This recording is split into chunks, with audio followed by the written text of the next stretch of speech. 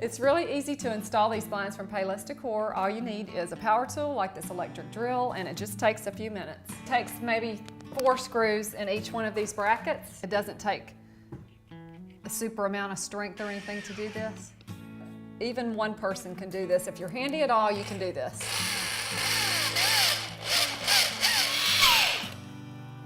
And that's it, one bracket's in.